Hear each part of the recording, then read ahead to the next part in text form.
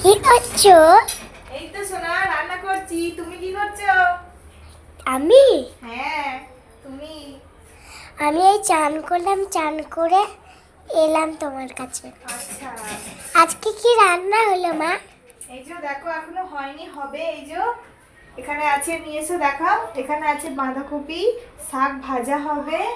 এখানে হবে বাঁধাকপির মাছের মাথা দিয়ে ঘন্ট। আর এই যে এখানে আছে মাছ।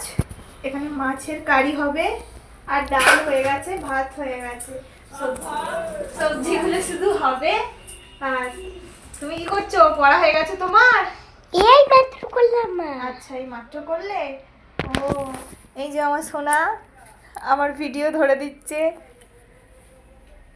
আচ্ছা, চলো, টাটা। টাটা। হুম।